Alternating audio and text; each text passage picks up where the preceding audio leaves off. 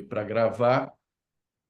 E o Novaes ele é professor da pós-graduação em obstetrícia pela Universidade de Santa Úrsula e pela Fundação Carlos Chagas e vai nos falar sobre esse assunto que é, sem dúvida, um assunto de fundamental importância. Então, obrigado, Novaes, e com a palavra. Boa noite, colegas, boa noite a todos. Um abraço naqueles colegas queridos que eu já conheço. Um abraço ao professor Bezecri, que está aí com a gente. Muito obrigado, Jorge, pelo convite. É uma honra estar aqui contigo. É realmente uma amizade de muitos anos, muitas histórias, muitas lutas juntos. E eu fico muito feliz de estar aqui tentando trazer um tema, acho que de interesse na atualidade, do ponto de vista, principalmente, que ah, o caminhar das questões de expectativas das pacientes, da sociedade, da própria medicina hoje, na minha opinião e de muitos colegas, busca muito qualidade de vida. E, nesse ponto, se nós olharmos bem, as questões, por exemplo, relacionadas à mulher madura, né? A terapia hormonal, por exemplo, um assunto que a gente gosta muito de conversar sempre que pode, Jorge e eu, e eu vi recentemente uns dados do IBGE, onde eles já determinam que provavelmente em 2050 a população feminina de 60 anos será maior do que a população feminina de 26 anos de idade. E o que significa isso? Uma necessidade de um olhar para essa fase da maturidade em busca de qualidade de vida, em busca de saúde. Nesse tema, tanto quanto a reposição hormonal, também a suplementação vitamínica tem sido de grande interesse de alguns médicos e das próprias pacientes que buscam viver mais e melhor. Nessa questão de busca de qualidade de vida, de saúde, se nós olharmos bem, a gente retorna ao objetivo inicial de tudo que deveria ser do ponto de vista da assistência médica, que seria basicamente diagnosticar, tratar e prevenir.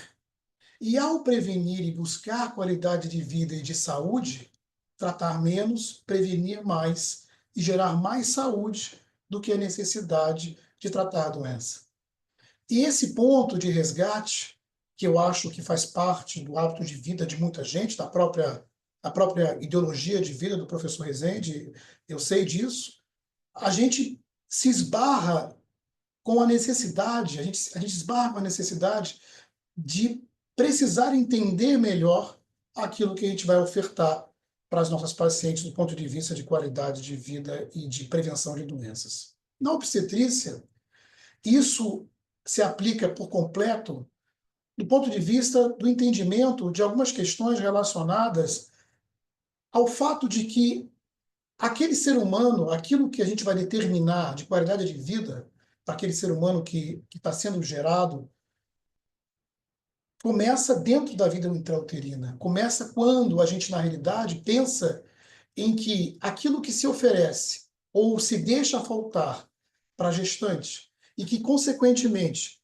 pode ser um fator de impacto positivo ou negativo para aquele feto, pode determinar uma qualidade de vida, um melhor iniciar de saúde para aquele ser humano que em breve vai estar entre a sociedade, dentre nós. Quando eu montei esse tema para conversar sobre essas questões relacionadas à suplementação, eu fui procurar algumas definições que me convencesse do que é realmente a suplementação vitamínica. E confesso a vocês que, em algumas circunstâncias, algumas definições clássicas, inclusive de autores importantes, não me convenceram. No entanto, essa de 2016 me fez entender e expressou aquilo que eu hoje tento mostrar a vocês. Segundo essa definição, suplementação vitamínica é a ingestão de compostos que complementam os nutrientes necessários ao corpo humano no cotidiano, corrigindo os déficits alimentares e os desequilíbrios nutricionais, assim colaborando para a saúde, inclusive na pré-concepção, gestação e lactação. Se nós olharmos bem, engloba o ser humano desde a vida intrauterina, entendendo, como eu disse, que o excesso de alguns nutrientes, a falta de outros, a privação de algumas substâncias podem determinar negativamente questões negativas do ponto de vista da saúde desse ser humano. E aí eu relembro aquela máxima que ouvimos muito no passado, de que nós somos aquilo que comemos, né? Do que comemos e do que bebemos, só que iniciando na vida intrauterina. E nesse ponto, começam algumas discussões que eu quero chamar a atenção de vocês para que depois procurem mais informações, que procurem mais detalhes e que leiam mais sobre o tema. Um dos pontos em questão ainda de grande discussão são as questões relacionadas aos defeitos do tubo neural. Os defeitos de fechamento do tubo neural ainda são frequentes do ponto de vista de impacto em algumas populações, inclusive as mais carentes e menos socialmente assistidas, simplesmente pela falta de prescrição de um ácido fólico, isso em 2024. Quando isso já está completamente consagrado, determinado, de que a prescrição do ácido fólico deveria ser pelo menos 3 meses antes da concepção. No entanto, o que a gente tem de novo e de reflexão sobre o tema, que poderiam evitar situações como essas, que aqui eu projeto para vocês, como a acrania, na realidade vem de uma questão que, do ponto de vista prático, ainda é um grave problema. Pensem bem, mesmo a nível de consultório, quantas são as mulheres que realmente iniciam a suplementação de ácido fólico pelo menos 3 meses antes da concepção? Um percentual muito baixo. A grande maioria, inclusive tem até uma citação, um artigo recente na revista da Febrasgo, aonde se preocupa com o fato de que a grande maioria das pacientes tem a primeira prescrição de ácido fólico depois de 6, 7 semanas de gestação, quando elas fazem diagnóstico. E se nós lembrarmos da embriogênese, dessa tabela que faz parte de vários tratados de obstetrícia, inclusive aqui do professor Zugaib, a gente tem que se lembrar que com 4, 5 semanas, o coração fetal, por exemplo, está formado. O cérebro está em pleno processo de formação e, em geral, estruturas importantíssimas que, se dependerem dos níveis séricos e corrigidos de ácido fólico, obviamente sofrerão com alguns defeitos na sua formação, nos seus fechamentos finais. E isso são detalhes que socialmente passam despercebido na grande maioria das consultas pré-natais de início de assistência médica. A gente muitas vezes prescreve ácido fólico do ponto de vista de abordagem de primeira consulta, além de, às vezes, até muito além de 6, 7 semanas. Mas, além disso, da questão tardia da prescrição do ácido fólico, é preciso lembrar que o mundo mudou. E que o entendimento hoje que a melhor molécula para a suplementação de ácido fólico não é mais o ácido fólico sintético, como foi no passado. Historicamente, lá atrás, há 30 anos atrás, nós chegamos a usar 10 miligramas de ácido fólico dia. Os hematologistas fizeram trabalhos achando que algumas grávidas poderiam se beneficiar de 10 a 15 miligramas dia de ácido fólico. Para nós sabermos hoje que essas doses são perigosas, não só do ponto de vista obstétrico, mas também nas questões de mutação celular. O ácido fólico é um acelerador, um proliferador celular de células boas e células ruins. Inclusive, algumas doenças, algumas carcinogêneses podem ser estimuladas por altas doses de ácido fólico. Há alguns anos, tentando se contrapor às teorias da própria medicina ortomolecular, já extinta, cientificamente falando, e que caiu em algum descrédito, que usou muitas vitaminas em altas doses, como o ácido fólico e a vitamina C, ambas foram descobertas como aceleradores de carcinogênese em pacientes que tinham uma tendência genética que acabavam precipitando a doença, ainda na idade mais jovem, por uma questão de excessos de algumas vitaminas. Hoje, a tendência mundial é substituir o ácido fólico sintético pelo ácido fólico ativo, que é o L-metilfolato. E qual é a questão dessa substituição? poder realmente usar doses mais baixas, mais seguras e que não dependam da enzima de conversão. Ou seja, uma paciente que ingira ácido fólico, mesmo em doses mais altas, ela pode não ter benefícios do ponto de vista de ação ativa da molécula em conjugação celular, simplesmente porque ela tem deficiências de MTHFR, que é a enzima de conversão do ácido fólico em metilfolato, que é a forma ativa do ácido fólico. E isso ficou instituído já há alguns anos em vários trabalhos, inicialmente experimentais, depois meta-análises que confirmaram que os benefícios do metilfolato diminuem a estimulação carcinogênica, melhoram as questões relacionadas às doenças hematológicas, melhoram o prognóstico obstétrico e ainda foram correlacionados a melhores números do ponto de vista do acometimento em alguns grupos e em alguns países aos casos de autismo e do espectro do autismo. E aí as questões relacionadas a essa teoria da substituição do ácido fólico vieram realmente para ficar, como também aconteceu, por exemplo, com a vitamina B12. A vitamina B12, que eu não vou falar hoje, porque senão a gente vai acabar alongando mais do que o tempo que a gente tem, ela hoje é substituída pela molécula ativa também. A cianocobalamina, que é a B12 sintética que nós usamos durante décadas, foi substituída pela mecocobalamina, porque se descobriu que a mecocobalamina faz a conjugação celular imediata, de uma maneira mais pura, menos maléfica, só tendo o benefício da molécula em si. E que a molécula da cianocobalamina, em alguns pacientes em geral, que têm sobrecarga hepática, podem acabar vivendo o traço intoxicativo da B12. Porque a cianocobalamina, quando metabolizada no fígado, e o fígado, por algum motivo, vem sobrecarregado por uma esteatose moderada ou acentuada, ou alguma outra hepatopatia, ou conjugada a outros medicamentos, pode acabar se desdobrando na vitamina B12 e na molécula cianeto, que é veneno.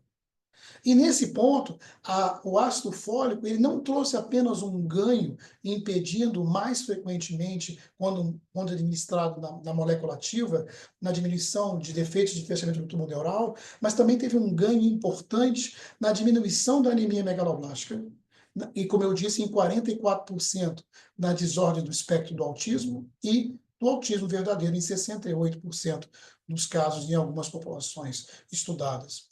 Por que a anemia megaloblástica? Ela é muito mais presente, muito mais insidiosa do que se pensa do ponto de vista da população feminina. A gente muitas vezes pensa que a mulher padece única e exclusivamente de anemia ferropriva, mas isso não é verdade. Alguns medicamentos utilizados de forma crônica pela população feminina atrapalham a conjugação de ácido fólico, inclusive ingerido nos próprios alimentos. Exemplo, contraceptivo hormonal. A pílula anticoncepcional, um dos medicamentos mais prescritos no mundo inteiro, dentro da história da medicina, atrapalha a conjugação de ácido fólico. Alguns medicamentos antidepressivos também. Outros medicamentos soníferos ou indutores do sono também atrapalham a conjugação. Então, a mulher, cronicamente, ela vive uma deficiência de ácido fólico ativo.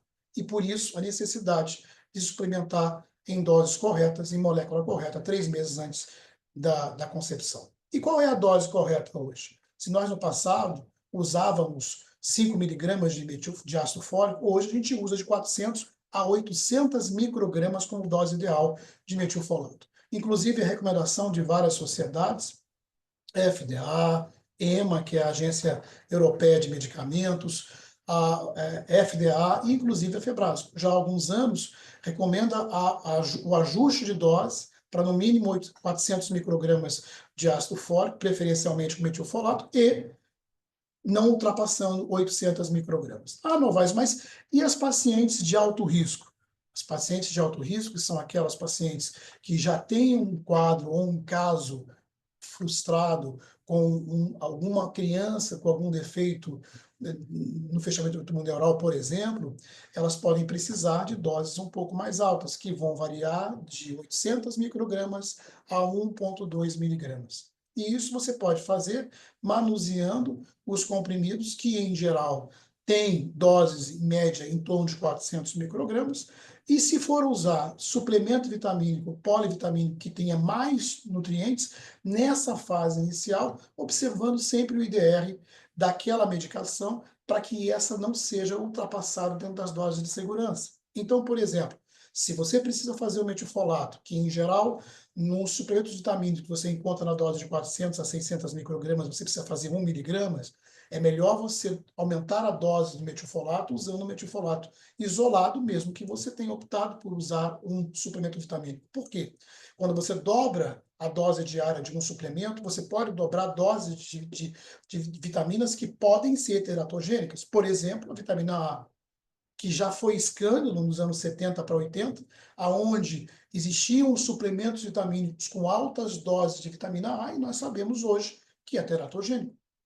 Inclusive produtos próprios para tratamento da acne na mulher jovem, que são à base de altas doses de vitamina A, contraindicam a gravidez. Então, a gente tem que ficar atento que hoje a suplementação ganhou ciência, com o estudo do IDR, com o estudo de cada molécula, tanto a falta quanto o excesso pode ser maléfico. Outro nutriente que também não pode fazer parte da nossa boa conduta pré-natal é a vitamina D. A vitamina D também passou por várias discussões nos últimos anos, e a gente chegou a pensar que o mundo vivia uma epidemia de falta de vitamina D, que outras questões poderiam estar sendo relacionadas à deficiência crônica de vitamina D no mundo. Aí vieram as teorias do uso excessivo de filtro solar, as questões de não exposição ao sol por campanha contra as lesões malignas de pele, as questões relacionadas aos nutrientes e aos alimentos em geral, que modificados podem estar modificando a absorção de alguns nutrientes, enfim. Várias teorias, algumas conspiratórias, outras não, existem para tentar explicar isso. Mas, de verdade, a vitamina D hoje ela é importantíssima na vida de todos nós. Na realidade, ela deveria até ser renomeada, porque a vitamina D, e assim ela é chamada, ela, na realidade, é um pró-hormônio. Ela faz parte de várias relações celulares, alterações, rejuvenescimento, sistema de apoptose, tudo depende da vitamina D. O sistema imunológico, então, nem se fala. E na gravidez, ela é importantíssima para a manutenção do bem-estar materno e do bem-estar fetal. A questão é que a vitamina D passou por excessos também. Então, chegou-se ao ponto de usar, por exemplo, como prevenção para as grávidas, 50 mil unidades de vitamina D semanal para a grávida. E isso como um protocolo de algumas sociedades. Para hoje, nós sabemos que isso é maléfico. Hoje, o que nós temos de ciência relacionada à vitamina D é que, tanto quanto o metilfolato, ela tem que fazer parte da gestação, do pré-natal e de forma, aqui especificamente, em suplemento vitamínico, em polivitamínico, como já dizia Montenegro nas conversas dele conosco, com o Jorge, comigo, lá na Santa Casa. Desde os estudos de Bujold, onde ele alertava, no futuro vai ser tudo suplementação vitamínica quase que personalizada para cada segmento da vida.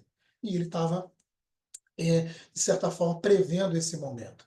Então, hoje, o consenso internacional é que os níveis de vitamina D devem estar acima de 30 nanogramas por ml na gestação.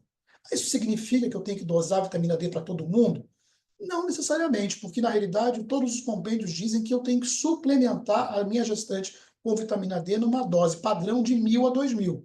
Aqui para paciente mais compensado, aqui para paciente mais deficiente, mas não mais do que isso. O outro detalhe que ficou estabelecido é que vitamina D, até 2 meses atrás, para gestante, era configurada como dose diária, e não semanal, nem quinzenal, nem mensal. Agora, eu vi um trabalho recente que é para todo mundo, que a vitamina D diária ela é mais benéfica para qualquer paciente, para qualquer circunstância. Porque, na realidade, ela não deveria fazer um depósito tão grande com uma dose excessiva num dia específico, para depois fazer resgate do tecido adiposo. Na realidade, ela deveria ser ingerida, biodisponibilizada, utilizada, sem o depósito de permanência no tecido gorduroso, como estava sendo utilizado anteriormente. Na gravidez, com detalhes maiores, né? A questão da vitamina D na gestante ainda passa pelo fato de que o depósito de vitamina D na placenta, se eu usar doses maiores, traz uma leitura equivocada por parte do sistema fetal e que entende que o excesso de vitamina D depositada no tecido placentário vai fazer com que ele diminua sua autoprodução e sua absorção, isso no organismo fetal, trazendo um desequilíbrio no metabolismo de cálcio, naquilo que ele tem que absorver para a ossificação e que ele precisa liberar para não fazer cálculo e nem calcificar os tendões e os ligamentos, levando no sangue fetal um excesso de toxicidade de vitamina D, de hipercalcemia, de excesso de cálcio e de hiperfosfatemia. Além de ter risco, como eu disse, de calcificação precoce dos tendões, dos tecidos conjuntivos e alterações relacionadas até cálculos produzidos pelo próprio feto na vida intrauterina. Então, esse é o consenso. E por que o benefício da vitamina D na gravidez de forma universal hoje para todo mundo, 1.000 a 2.000 unidades? Porque, na realidade, os níveis de vitamina D controlados em suporte diário para a mãe, além de serem benéficos para a homeostase materna, vão manter os níveis ideais para o feto, que giram em torno, através da passagem pela circulação placentária, em torno de 600 unidades dia, que é a média que a criança precisa para o seu desenvolvimento ideal. A reserva de vitamina D da criança obviamente, determinada pelas reservas maternas. E se ela tiver deficiente ou se ela tiver com hipervitaminose, os malefícios vão ser claramente impostos a esse feto. A vitamina D participa do desenvolvimento do cérebro, do esqueleto, do sistema imunológico, previne alguns cânceres infantis e regula o sistema de apoptose, que é aquele sistema que marca para que as células natural killer retirem do organismo aquelas células defeituosas, doentes ou envelhecidas. Se o sistema de apoptose se desregula, começa a se capturar células saudáveis, células imunologicamente competentes e células doentes, altamente intoxicadas ou cheias de radicais livres, permanecem no organismo, levando assim a doenças crônicas, inclusive as doenças malignas. A vitamina D também é um dos pontos de prevenção do déficit de atenção nos primeiros anos de vida escolar, de raquitismo, esquizofrenia, epilepsia e na mãe. Já se provou como prevenção do diabetes gestacional e alguns cânceres, inclusive o câncer cólon retal. A baixa de vitamina D na mulher é fator de risco hoje determinado pela Sociedade de Gastroenterologia como risco de doença cólon retal. Então, deve-se manter a mulher sempre com níveis ideais de vitamina D, acima de 30. Outro nutriente que hoje não pode faltar na nossa prescrição, seja isoladamente ou seja em suplementação vitamínica, em polivitamínico, é o iodo. Isso já é há anos recomendação da Associação Americana de Tireoide, da OMS e da Unicef. E qual é a importância disso? O iodo, cada vez mais deficiente a nível de nutrientes obtidos através da alimentação básica, vem trazer uma deficiência crônica que pioram os níveis de hormônio tiroidiano maternos, e hormônios tiroidianos da mãe, que, consequentemente, terão um estímulo à tireoide fetal deficiente. Lembrando aos colegas que a tireoide fetal depende da tireoide materna. A tireoide fetal depende dos níveis de hormônio tiroidiano materno. Se a mãe vive um estado tiroidiano, do ponto de vista do limite de produção de hormônio para ela terá deficiência por feto. Antes do hipotiroidismo subclínico se instituir na gravidez, que é uma das causas silenciosas de déficit de atenção, de cretinismo, inclusive, do ponto de vista de observação mundial, inclusive preocupação dos endocrinologistas que estudam a tireoide na gravidez, observa-se que a falta de correção dos níveis de hormônio tiroidiano na mãe, mesmo que sejam alterados em pequena quantidade, pode ser suficiente para trazer um desenvolvimento psicointelectual inadequado para essa criança. E o que se pode fazer, a não ser a questão da suplementação de hormônio tiroidiano para as hipotiroideias verdadeiras? Suplementar na faixa de 200 microgramas de iodo regularmente durante a gestação inteira até o 3º mês pós-parto para os benefícios durante a lactação. E isso é uma questão que já há alguns anos já se sabe. Começou nos Estados Unidos e em Portugal, e no Brasil, agora que essa onda chega como algo que traga realmente uma conscientização do ponto de vista dos obstetras. O ideal é que seja feito em suplemento vitamínico, junto com outros nutrientes, e que a absorção acaba se tornando, de certa forma, mais fácil. Por que isso começou como preocupação em Portugal e nos Estados Unidos? Na realidade, o modelo português, onde as plantações eram feitas nas encostas, são feitas nas encostas, e as chuvas, por conta das modificações climáticas, varrem essas encostas, levando para o mar o iodo contido no solo. Esse iodo que iria servir no solo como fator de impregnação nas hortaliças e nos alimentos ali plantados, falta no solo e acaba excedendo no mar. Com isso, a gente está vivendo um movimento migratório do solo pobre em iodo e do mar com excesso de metais pesados, iodo, mercúrio e outros metais que trazem aí um agravamento da qualidade dos peixes que a gente possa ingerir de forma geral. E aí essa questão da suplementação no Brasil só não se tornou uma situação de preocupação em grande massa, porque ainda a gente se beneficia do fato de que o sal brasileiro é iodado. Isso não acontece em todos os países. Mas com a campanha de que a ingestão de sal deve ser evitada, cada vez mais, cada vez menos a gente ingere iodo suficiente para a suplementação do que a gente precisa, principalmente na gravidez. Outro fator também de preocupação hoje, e que historicamente viveu momentos muito críticos de excesso e de abandono, foi o ferro. Preocupação grande dos hematologistas, que chamam a carência de ferro crônica que a mulher brasileira vive como fome oculta, principalmente para o filho de mãe que vive carência de ferro crônica. A gente leu, com certeza, vocês se lembram disso, vários tratados de obstetrícia que diz ser normal os níveis de hemoglobina em torno de 10,5 na gestante brasileira. Isso foi há muitos anos atrás. Uma mulher moderna, em 2024, que viva no seu cotidiano o hemoglobina em torno de 10,5, ela vai viver cansada. Ela vai ter uma produtividade física e mental deficitária. E isso é um engano achar que a gente tem que fadar as nossas mulheres brasileiras a esses níveis de hemoglobina e de hematócrito, enfim. Não há necessidade disso.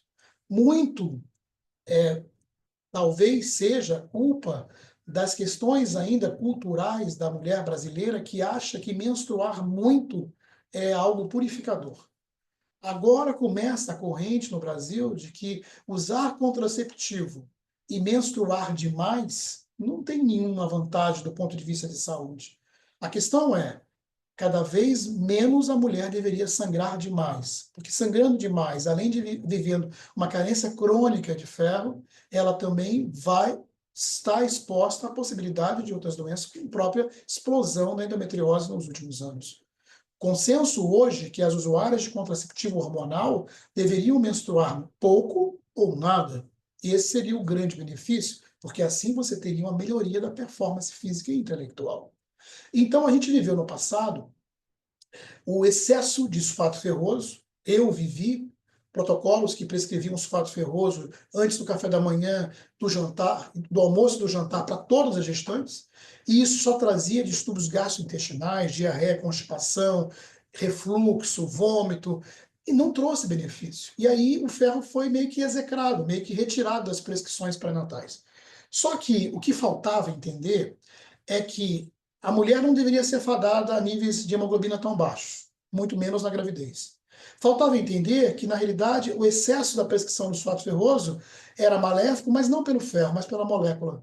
O sulfato ferroso hoje, de todos os ferros disponíveis, é o pior. A gente tem hoje ferro biciclinato, aminoácido, o quelato, enfim, o microencapsulado, um monte de outros ferros e importantes para cada situação, em doses diferentes, em absorções diferentes, e que trazem uma tolerância gastrointestinal e efeitos muito menores do que o sulfato ferroso. Essa é a grande questão. Apesar de que o sulfato ferroso ainda é a molécula que se encontra a nível SUS. Mas a gente pode oferecer coisas melhores para nossos pacientes que possam usar coisas melhores.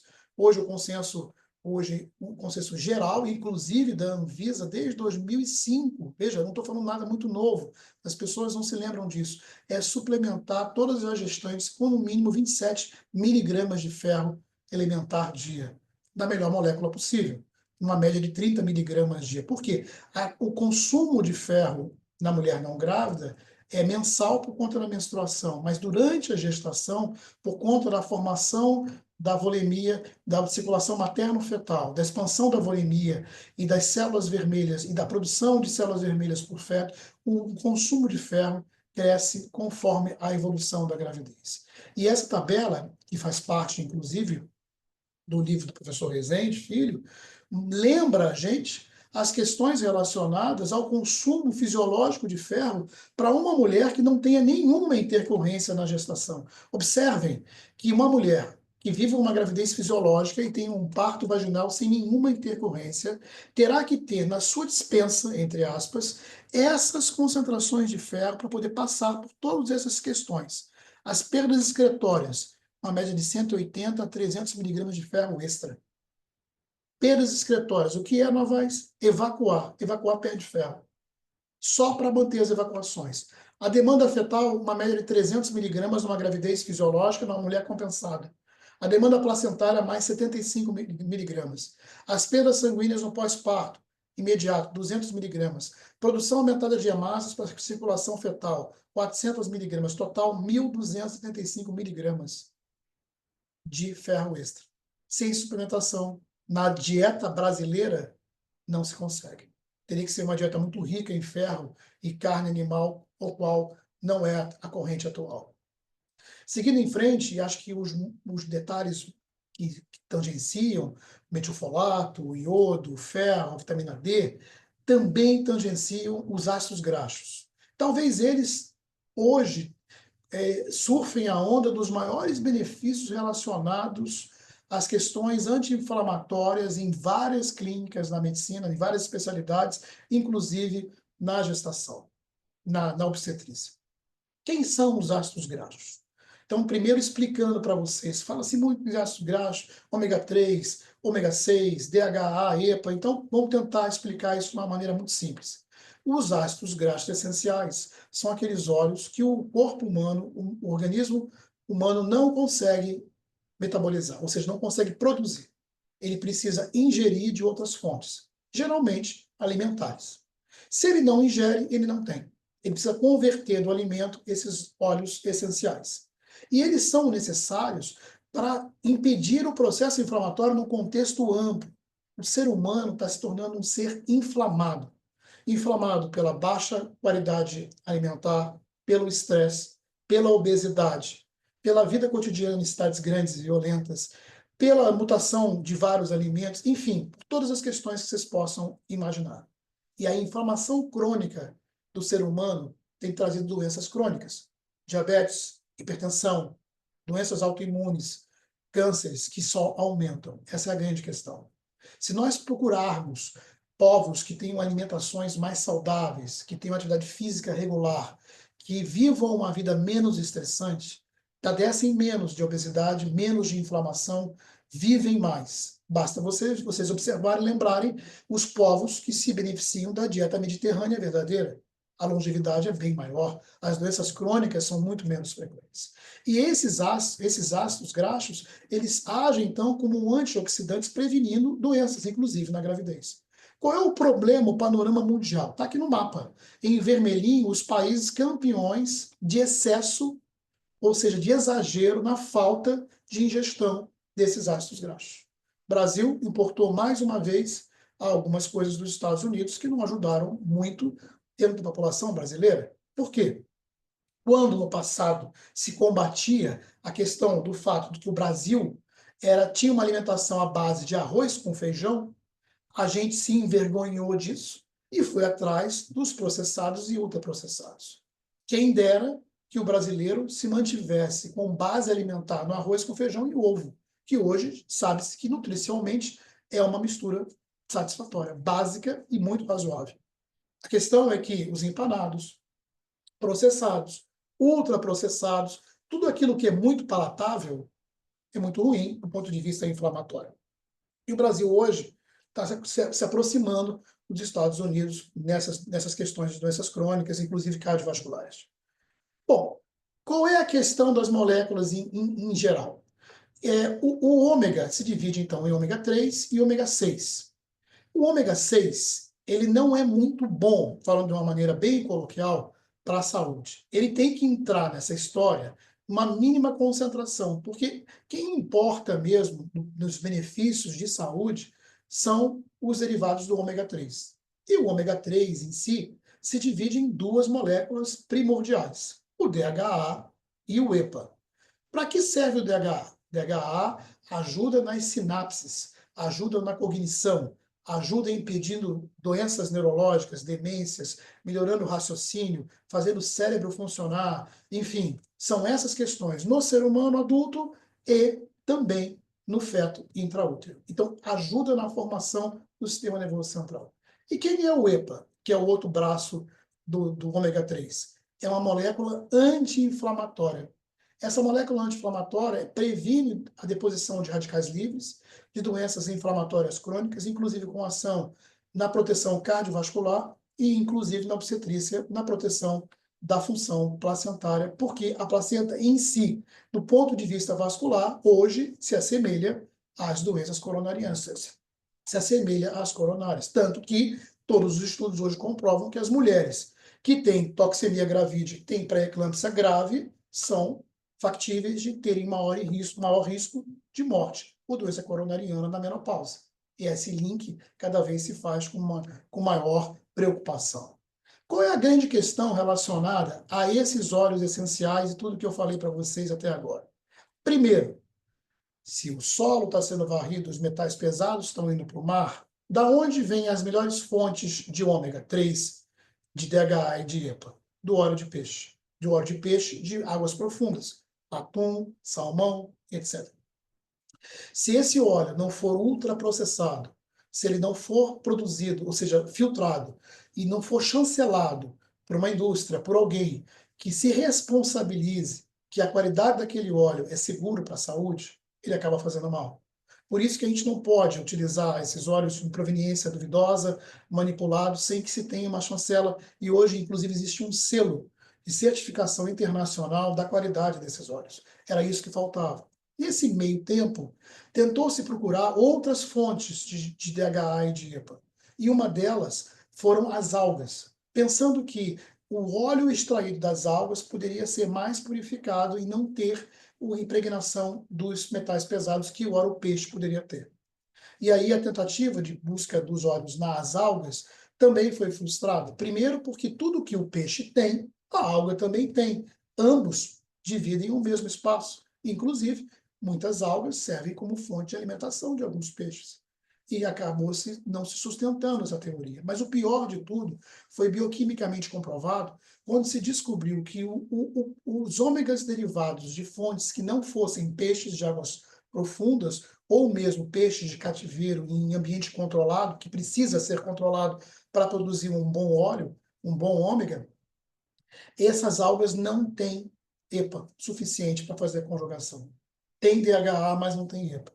E o DHA sem o EPA não tem conjugação celular, não tem ligação celular satisfatória, não tem ação anti-inflamatória, não tem os benefícios que você pode obter da plenitude da ingesta de DHA como um benefício à saúde. Voltamos, então, ao início de tudo.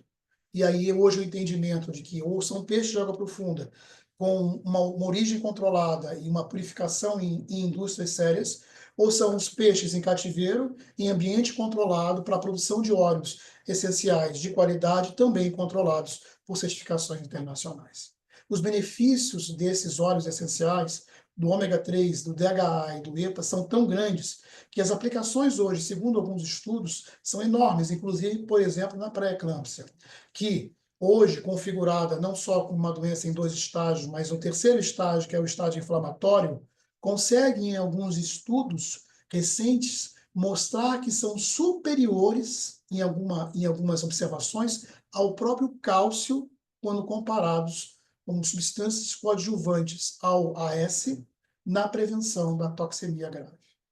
Chega ao ponto de que nós temos aí o AS, o ácido acetilsalicílico como consagrado, indiscutivelmente a grande revolução na prevenção da toxemia grave, mas, no entanto, a gente viveu muitos momentos na história da obstetrícia. Tivemos a época do magnésio, tivemos a época de outras substâncias, como a arginina, a vitamina E, enfim, todas essas questões todas, mas hoje o cálcio, principalmente porque as doses são muito altas, em torno de 1,5 gramas de cálcio dia, e a molécula em questão que se consagrou é o carbonato de cálcio, enquanto o mundo caminha para o citrato malato, que é mais seguro, faz menos depósito vascular, menos risco de cálculo, menos risco de arteriosclerose, a gente começa a olhar que talvez existam substâncias, como o ômega de qualidade em dose certa, que talvez superem o cálcio nesses benefícios. E foi o que mostrou um trabalho enorme de 60,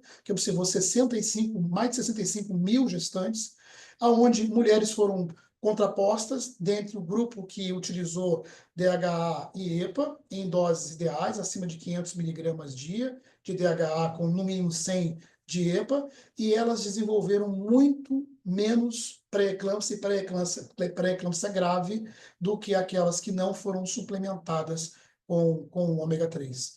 Então, só a suplementação de ômega de forma universal, que traz todos os benefícios que nós já falamos, na obstetrícia diminui significativamente os quadros de pré-eclâmpsia grave, sem a associação, nesse caso aqui, ao próprio AS.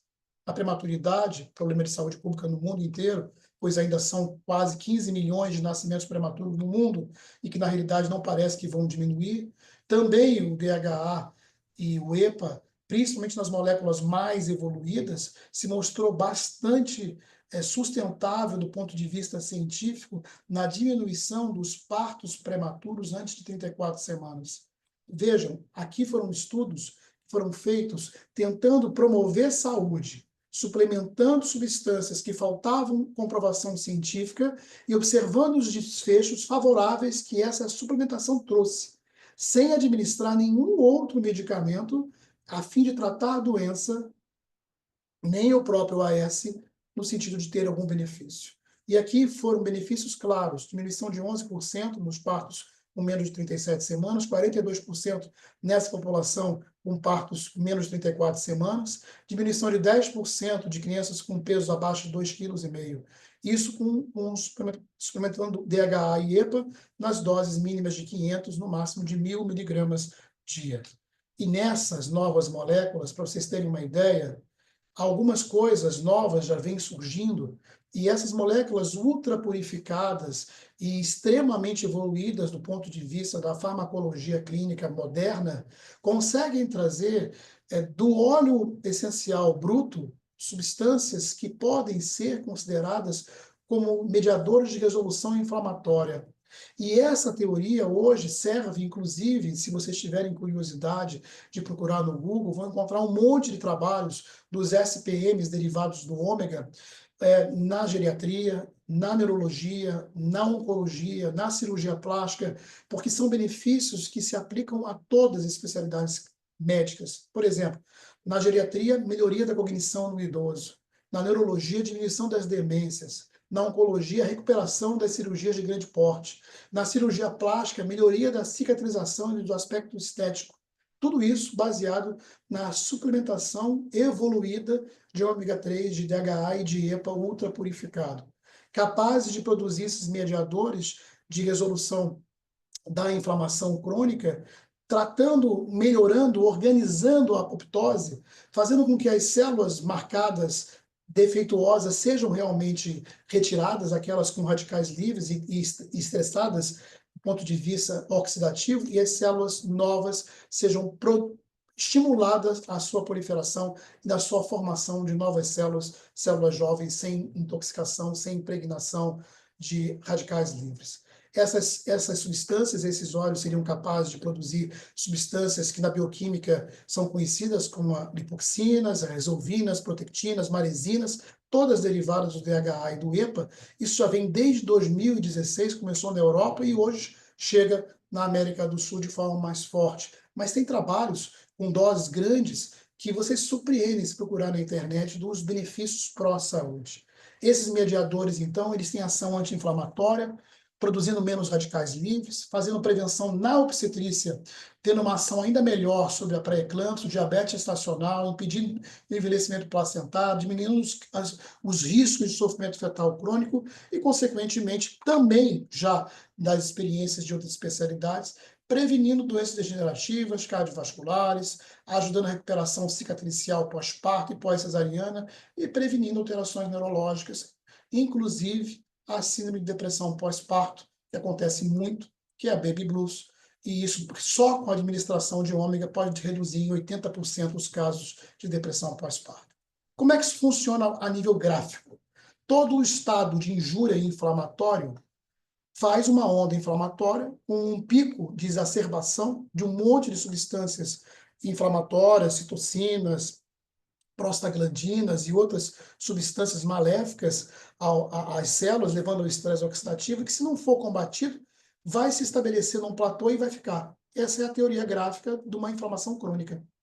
O que é necessário para o organismo combater uma inflamação que se tenta se instituir? Ela vem com uma onda de um platô X em questão, e você precisa de uma reação imunológica, uma reação fisiológica daquele organismo, criando uma onda de recuperação de duplo platô, de dupla base da onda de injúria. E é isso que os SPMs a longo prazo fazem. Com doses diárias de tomadas, faz uma onda de recuperação, de contraposição à onda de injúria inflamatória, com uma dupla ação, permitindo um período de ampla ação anti-inflamatória do ponto de vista citológico. E a nível de ação bioquímica celular, o que se tem é isso. A derivação, então, do DHA e do EPA, levando à produção de várias substâncias que regulam a apoptose, que tem ação anti-inflamatória, sem que você precise tomar um anti-inflamatório, que sabemos hoje que são moléculas necessárias em algumas circunstâncias, mas que têm um monte de efeitos colaterais, inclusive sobre a produção celular, a própria apoptose, inclusive levando, em alguns casos, à aplasia de medula em pacientes com uso crônico de anti-inflamatórios. Chegando ao fim, respeitando o tempo e a atenção de vocês, para que a gente possa ter algumas perguntas ainda e os comentários do professor e amigo Jorge Rezende Filho, essas teorias dos ácidos graxos entram como uma possibilidade em suplementação vitamínica na gestação, sendo aí o que se tem de mais moderno, junto com a vitamina D, o metilfolato, a própria mecobalamina, o iodo e as doses ideais de ferro, fazendo com que a gente tenha consciência de que a estimulação da saúde pela saúde pode ser algo viável nos próximos anos, na mulher madura, na mulher jovem, na mulher grávida.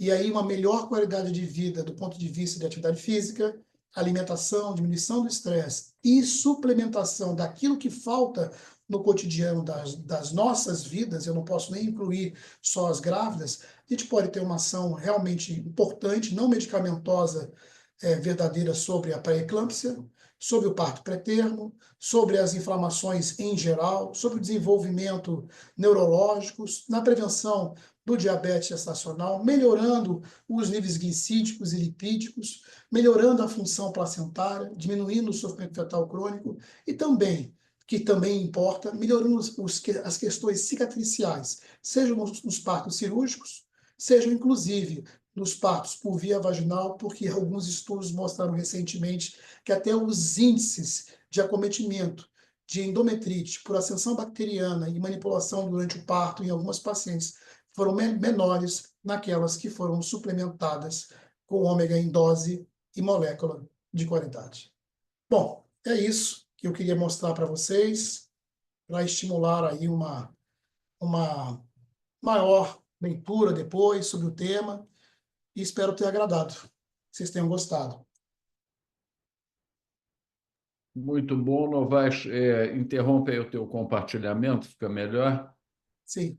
Você nos apresentou aí coisa sofisticada, né? Deixa o povo fazer as perguntas, depois faço algumas considerações. Então, a palavra está aberta a quem quiser.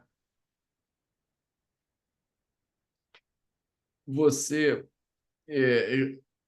eu já te adianto aí a minha grande dúvida, que se essa suplementação é exequível para a nossa população de baixa renda, para a nossa população que está na assistência pública.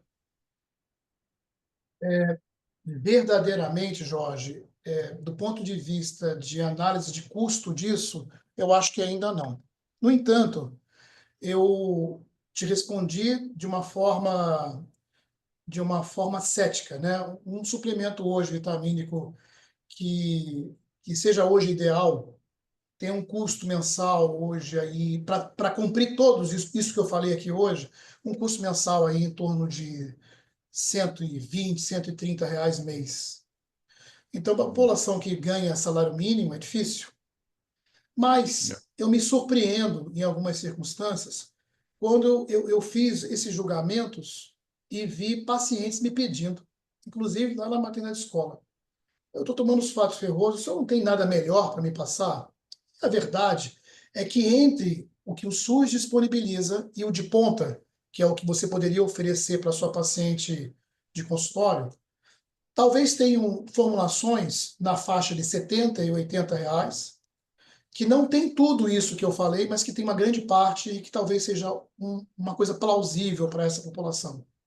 Então, a gente vive os dois lados, né? Eu vejo cada vez mais as pacientes querendo um pouco melhor a assistência medicamentosa e suplementos na gestação que ela pode ter, mas aquela que não tem condição mesmo, que ganha salário mínimo, ela não vai poder se beneficiar disso, infelizmente.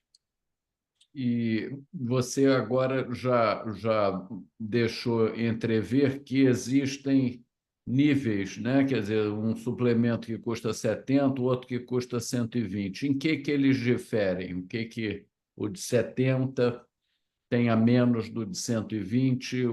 E assim, eu acho que nessa sessão a gente não tem nenhum conflito de interesse, ou zero.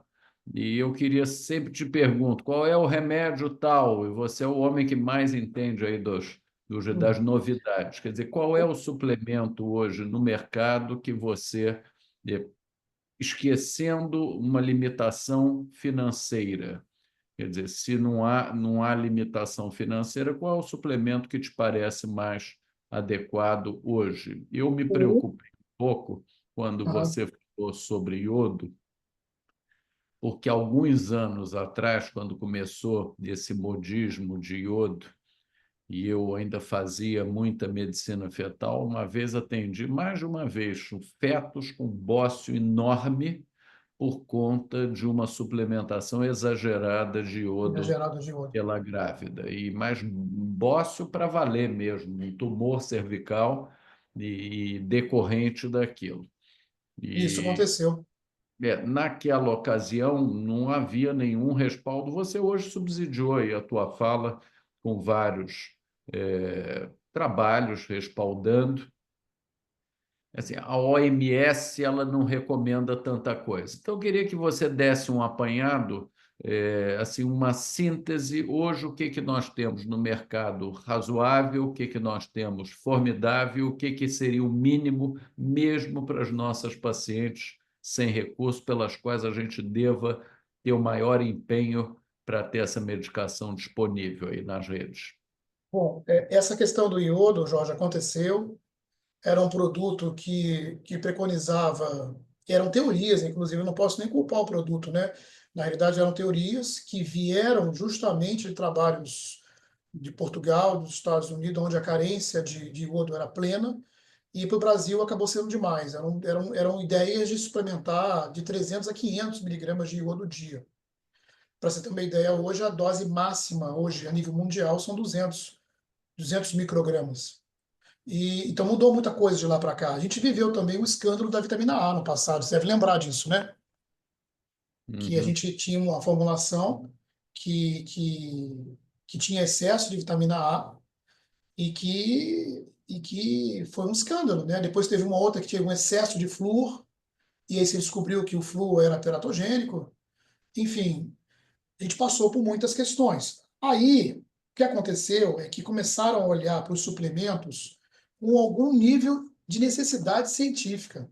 E aí começaram a criar as quantidades necessárias, seguras, para cada população. E uma das coisas que são preocupantes e graves são, por exemplo, essas necessidades ou essas tendências de algumas pacientes que viajam para a Europa ou viajam para os Estados Unidos e trazem suplementos de lá para cá. Vejam, para mulheres não grávidas, isso talvez possa impactar, mas não muito negativamente. Mas na gravidez pode ser um fator complicado, porque às vezes a necessidade, o IDR de uma mulher em Portugal, na Europa, nos Estados Unidos, seja diferente do IDR de uma brasileira. E aí, vocês observarem bem, os suplementos hoje são obrigados a colocar atrás o IDR padrão preconizado cientificamente por momento e quanto que eles colocam de concentração daquele nutriente do lado e o percentual que aquilo cumpre, deixa de cumprir ou excede. E aí cabe o julgamento de cada um de nós de utilizar ou não. Então, essas são as questões. Um dos problemas que eu vejo muito é a dobra. Se eu tenho uma paciente que usa um suplemento X e ela precisa um pouquinho mais de ferro e o meu suplemento só tem 30 miligramas, eu vou fazer 2 ao dia? Não, porque eu vou estourar todos os outros DRs, inclusive o iodo. E isso foi feito durante muito tempo, por nós mesmos, sem parar para pensar que não pode. Você quer mais ferro para aquela paciente, você vai manter o seu suplemento e vai acrescentar um medicamento com ferro apenas. Você quer mais B12, porque ela está com a B12 muito baixa, você vai pegar mecobalamina e prescrever para ela sobre aquele suplemento. E aí você vai ajustar cientificamente aquilo que você precisa. Dentre o que se tem de mais moderno hoje, sem conflito de interesse, que é o único que traz os mediadores de resolução pró-inflamatória, isso aí, já que você me autoriza, o único que tem realmente esses mediadores é o Regênesis Premium com Lipnova. É o único que, no momento, consegue juntar mais disso tudo. Ele tem de tudo um pouco, ele tem os mediadores, ele só não tem o cálcio. Então, o único ponto que ele padece é que nele você não tem o cálcio para você trazer um suplemento de cálcio mínimo para sua gestante. Então, ele, digamos assim, ele seria hoje um de vanguarda. Você tem aí logo atrás dele, mas aí você tem um problema, que eu estou apontando as soluções e os problemas. Você tem o Ogestan Gold, por exemplo. Mas aí o ômega dele tem doses menores e é ômega de alga, que é a discussão científica, então ele perde um pouco. Você tem aí, dentro da fatia mediana, de qualidade bem justa, um suplemento que pouca gente conhece, que chama-se Zirvit Vita. Esse Zirvit Vita ele tem de tudo um pouco, inclusive biotina e cálcio. Mas ele não tem os níveis de DHA e de EPA que você poderia ter, por exemplo, num Regenesis Premium. Mas ele seria bem justo do ponto de vista de possibilidades. Você tem aí, do passado, o próprio Materna, que retornou aí com uma medicação de possibilidade prescritiva, que deixa a desejar em alguns nutrientes, mas tem uma base melhor que o sulfato ferroso, que seria aí também o de entrada. Que mais? Deixa eu ver aí. Tem o próprio Femibion. Femibion tem 3 versões, 1, 2 e 3. Também seria aí dos medianos. Tem o próprio Regênesis, Regênesis básico, que também tem de tudo um pouco, tinha me esquecido dele, que tem o Premium e tem o básico, que também cumpre ali uma prescrição em torno de 70, 80 reais, com uma base suficiente. Agora, inevitavelmente, a tua pergunta é clara, eu tenho que ser claro. O único que entrega tudo isso que nós falamos, ou quase tudo isso que nós falamos, é o Regenesis Premium. E eles são 2 cápsulas ao dia. Então também tem outra questão, saber quantas cápsulas prescrever para conseguir os benefícios daquilo que você quer para aquela paciente. Ele precisaria só da associação do cálcio para aquelas que têm dieta restritiva em cálcio. E a grande discussão do cálcio é essa, né, que seria uma outra aula. O cálcio migrou, evoluiu para o citrato malato.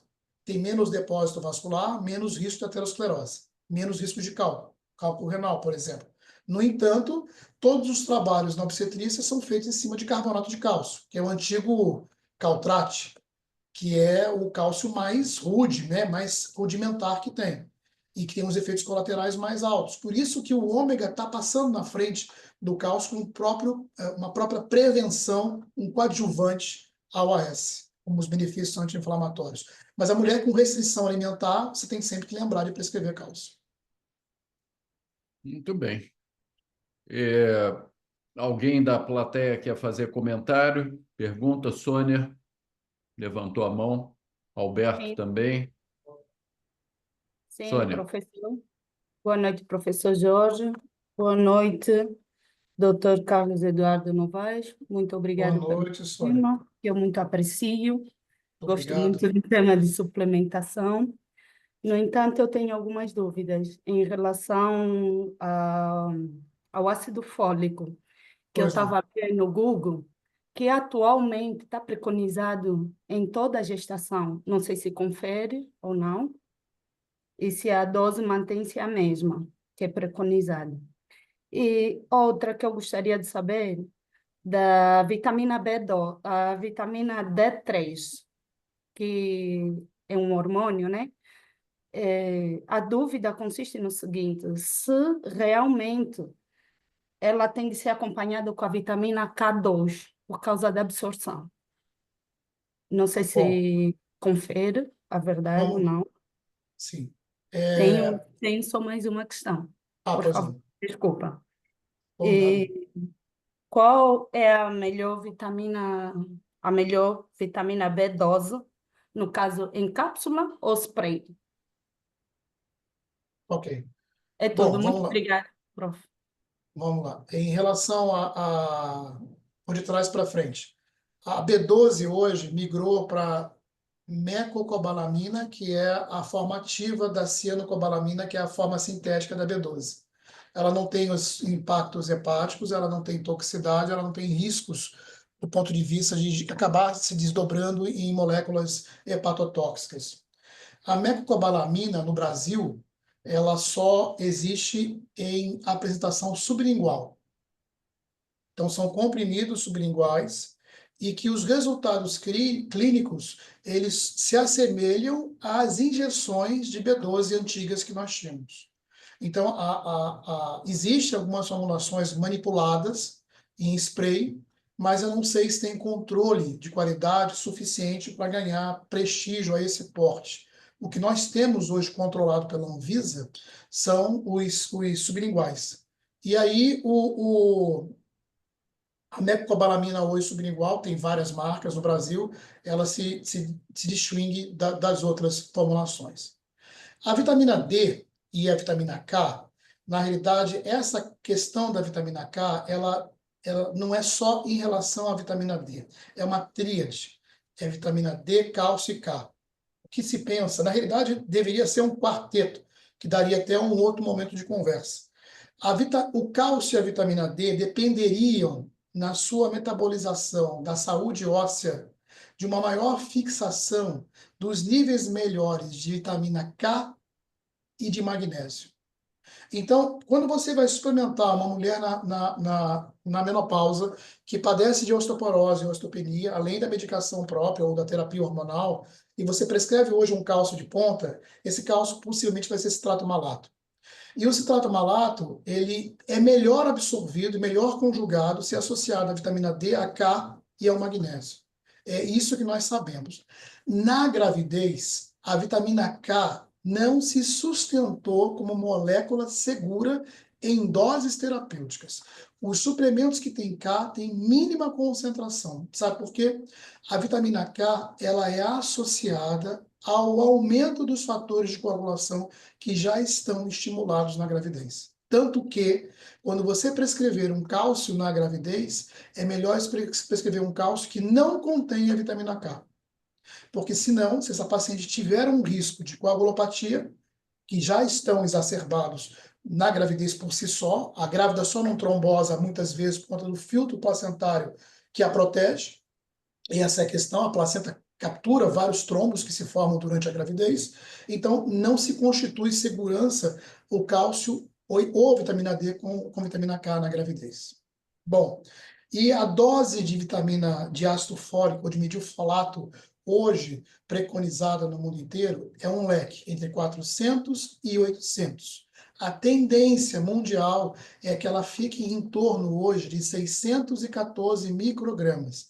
Essa é a conta média feita em comparação a todos os países. Então, você vai encontrar alguns suplementos no Brasil que tem 614. Em relação a moléculas ou drogas que contêm o metilfolato isolado, você vai encontrar formulações que tenham 400 microgramas, e aí você vai ter que multiplicar 2 fazendo 800, ou 3 e fazendo 1.200, ou seja, 1 miligrama,2. E assim você vai administrando. Te respondi, Sônia? O que eu li é que ela está preconizada para toda a gestação, ou seja, a gestação inteira. Então, só isso que eu não entendi. É preconizada para a gestação inteira. 3 meses antes da concepção, como fator de prevenção dos defeitos Sim. de fechamento do tubo neural, durante a gestação toda e os 3 primeiros meses de aleitamento. Nesse contexto todo, ela é preconizada. Não Tá. só pelos benefícios celulares, mas para impedir a anemia por carência de ácido fólico, que é muito mais comum na mulher do que se imagina. É a Tá certo, gravidez toda, tá certo? tá certo. Muito obrigada, é isso aí. Obrigado. Boa noite, doutor Carlos. Obrigado, um abraço. Obrigado.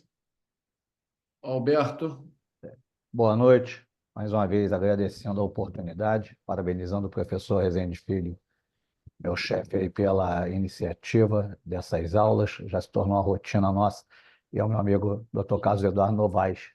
Parabéns, Novaes, belíssima Obrigado, apresentação. Eu tenho um comentário e um questionamento. O comentário é que, infelizmente, como o senhor bem disse, no SUS ainda continuamos trabalhando com a dose de 5 miligramas ao dia de ácido fólico, e nós sabemos os riscos dessa dose, que chega a ser 10 vezes aproximadamente a preconizada hoje. Se nós partimos da premissa de 400 microgramas, essa dose seria 12,5 acima do que é o preconizado, e a gente sabe os riscos dessa sobredosagem.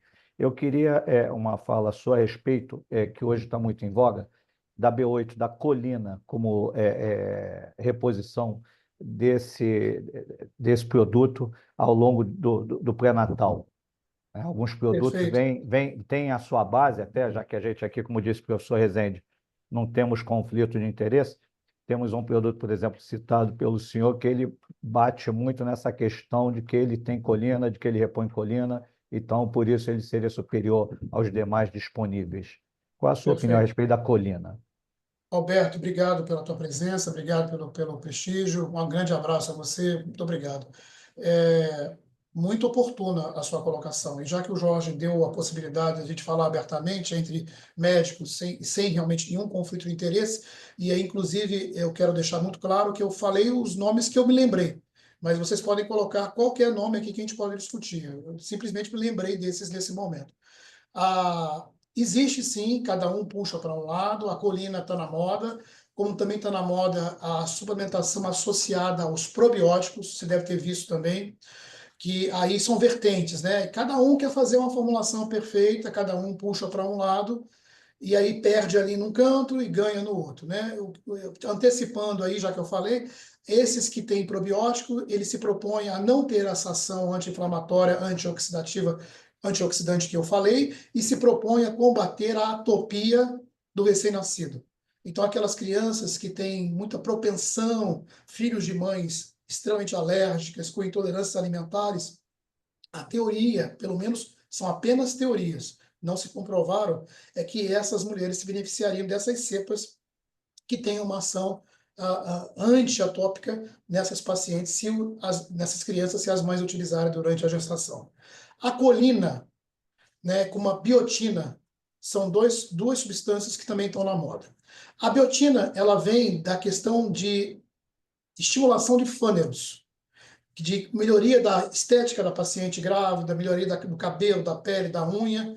Não se sustentou muito, Alberto. Tem aí um outro produto que também, que eu não me lembro o nome agora, daqui a pouco eu vou lembrar, que bate na questão da biotina.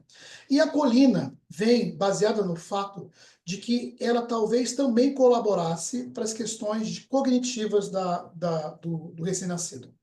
Então, eles têm alguns trabalhos, eles mostram alguns estudos que a colina seria um dos suplementos que poderiam colaborar para o desenvolvimento psicointelectual da criança nos primeiros anos de vida. Mas eu ainda não vi manifestação de outras sociedades, não vi manifestação dos nutrólogos, não vi manifestação dos nutricionistas, não vi manifestação dos próprios endocrinologistas, dos pediatras, para que isso se configure. Eu acho que a gente tem que ficar atento. Pode ser que chegue em breve, saia um produto que tenha tudo isso que eu falei e mais a colina. Essa é a proposta.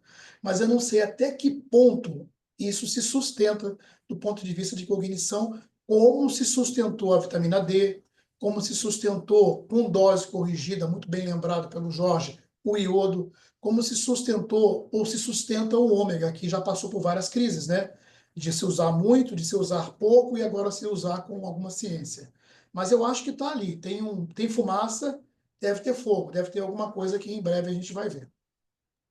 Certo, muito obrigado pela sua resposta. E no tocante, já que a gente está falando até mesmo em marcas comerciais, no nosso ambulatório lá da Faculdade de Souza Marques, quando dessa solicitação, que cada vez torna-se mais comum, né? A classe C chegou ao cenário SUS e muitas vezes eles têm alguma condição de Né? aquisição. Isso, E eu tenho isso. optado, professor Novaes, pelo Materna. Eu acho que o Materna, muitas vezes nas grandes redes, a gente encontra até abaixo de R$ 50, o original, e com uma coletânea de compostos bem balanceado dentro do que, ou bem honesto dentro do que Bem ele, honesto. dentro do preço que ele é cobrado, entendeu?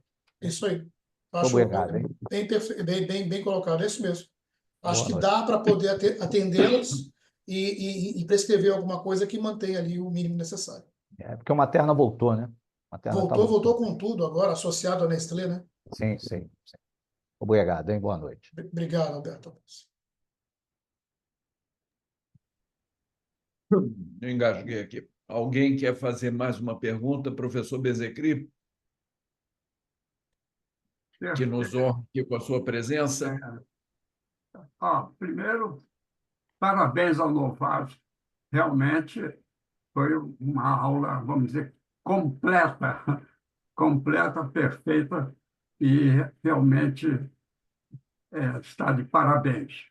Obrigado, O, professor. o professor Jorge fez umas perguntas e comentários que eu gostaria de ter feito. E realmente é uma situação que a gente sempre precisa saber. Uma outra dúvida: a gente sabe que, principalmente no Brasil, muita gente não faz nem o pré-natal. E o que a gente vê dessas complicações, aparentemente, não são tão frequentes. Qual a explicação disso? Bom, eu acredito, professor, que talvez, se nós olharmos para a teoria da inflamação, a gente olha muitas vezes que aquela população mais carente ou com menos disponibilidade financeira talvez tenha menos oferta à alimentação de baixa qualidade. A população de melhor classe social, melhor classe psicossocial, que tem uma demanda financeira, que pode escolher aquilo que vai comprar, o que vai ingerir, tem conhecimento para talvez saber o melhor caminho a seguir. Mas aquela população, talvez, como o professor Alberto falou, a classe C que chegou ao SUS, ela que tem algum recurso financeiro, ela acaba utilizando esses recursos financeiros com aquelas questões próprias de propaganda, de compre, use, gaste, então acaba consumindo, engordando, inflamando e tendo uma qualidade de saúde um pouco pior do que aquela que acaba conseguindo comer arroz com feijão e um pedaço de frango ou um pedaço de sardinha. Aliás, inclusive, tem um estudo recente, que eu acabei não falando durante a aula, que os nossos problemas a nível de ômega estariam resolvidos se a população brasileira consumisse sardinha numa porção, por exemplo, parecida com o português. Mas o Brasil tem a sardinha como um peixe marginalizado, um peixe de segunda linha. Porque uma latinha de sardinha que fosse, esse estudo fala isso, tem muito sódio, tem outras questões que podem padecer com substâncias ruins, mas uma latinha de sardinha por dia mantém tudo que se precisa ter a nível de cálcio e ômega para um ser humano, inclusive a grávida. Eu só posso acreditar que seja por aí, professor. No entanto, eu acredito que dentro dos processos, doenças relacionadas à toxemia e a próprio diabetes gestacional, eu vejo um crescimento bastante grande, principalmente agora que a classe C invadiu o SUS. São pacientes obesas, são pacientes com alimentação um pouco irregular, exagerada, baseada em carboidratos, em fast food, e talvez elas mudem o panorama aí desses números das doenças crônicas que voltem a crescer, apesar da falta de suplementação que o senhor disse que realmente não acontece no SUS. É o que eu posso lhe responder com observação. Muito obrigado, perfeito. Obrigado, professor. Muito obrigado, Novaes. Foi uma apresentação ótima, respaldada, e queria te agradecer e já deixar aqui o convite para o ano que vem retornar com outro assunto. Você sempre brilha. Semana que vem teremos a nossa última sessão do ano, um tema natalino. O Antônio Braga aí vai nos contar a história do nascimento de Cristo, e eu achei bem oportuno a apresentação que ele fez questão de mostrar até para a Cúria, para ter o aval da Cúria, para não estar falando alguma impropriedade. Então fica aqui o convite, semana que vem, nesse mesmo horário, 6 horas. Muito obrigado, Novaes, muito obrigado, professor Benzecri, por estar aqui conosco. Estou vendo aí Carlos André, enfim, a turma que tem nos prestigiado. Um abraço e uma boa semana para vocês. Obrigado, eu. Abraço para todos. Obrigado. Abraço Tudo a de bom. todos. Obrigado. Tchau, tchau. Abraço a todos. Obrigado.